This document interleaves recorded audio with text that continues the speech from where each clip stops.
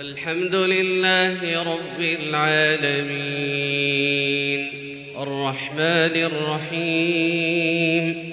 مالك يوم الدين إياك نعبد وإياك نستعين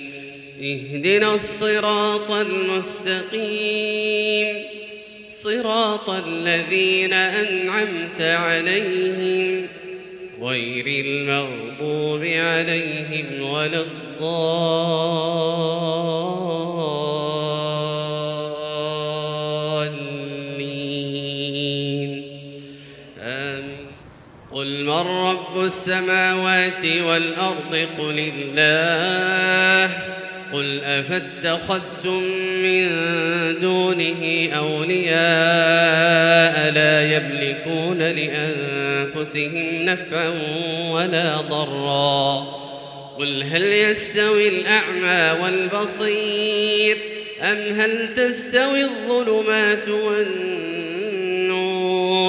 أم جعلوا لله شركاء خلقوا كخلقه فتشابه الخلق عليهم قل الله خالق كل شيء وهو الواحد القهار أنزل من السماء ماء فسالت أودية بقدرها فاحتمل السيل زبدا رابيا ومما يوقدون عليه في النار ابتغاء حلية أو متاع زبد مثله كذلك يضرب الله الحق والباطل فأما الزبد فيذهب جفاء وأما ما ينفع الناس فيمكث في الأرض كذلك يضرب الله الأمثال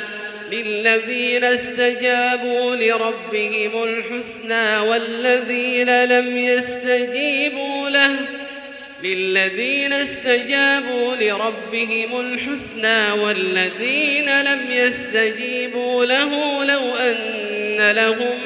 ما في الأرض جميعا ومثله معه لافتدوا به أولئك لهم سوء الحساب ومأواهم جهنم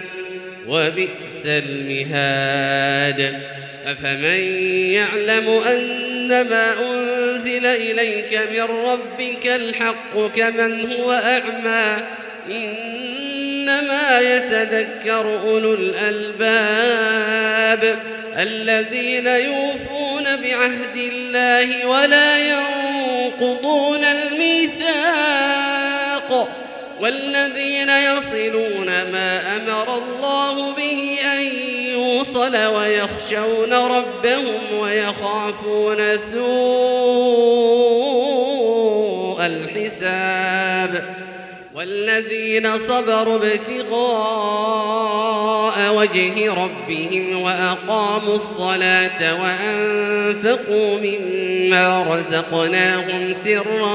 وعلانية ويدرؤون بالحسنة السيئة أولئك لهم عقبى الدار جنات عدن يدخلونها ومن صلح من آبائهم وأزواجهم وذرياتهم والملائكة يدخلون عليهم من كل باب سلام عليكم بما صبرتم فنعم عقبى الدار والذين ينقضون عهد الله من بعد ميثاقه ويقطعون ما أمر الله به أن يوصل ويفسدون في الأرض أولئك لهم اللعنة ولهم سوء الدار الله يبسط الرزق لمن يشاء ويقدر وفرحوا بالحياة الدنيا وما الحياة الدنيا في الآخرة إلا متاع ويقول الذين كفروا لولا أنزل عليه آية من ربه قل إن الله يضل من يشاء ويهدي إليه من أناب الذين آمنوا وتطمئن قلوبهم بذكر الله ألا بذكر الله تطمئن القلوب الذين آمنوا وعملوا الصالحات طوبى لهم وحسن مآب كذلك أرسلناك في أمة قد خلت من قبلها لتتلو عليهم الذي أوحينا إليك وهم يكفرون بالرحمن قل هو ربي لا إله إلا هو عليه توكلت وإليه متاب ولو أن قرآنا سيرت به الجبال أو قطعت به الأرض أو كلم به الموتى بل لله الأمر جميعا أفلم ييأس الذين آمنوا أن لو يشاء الله لهدى الناس جميعا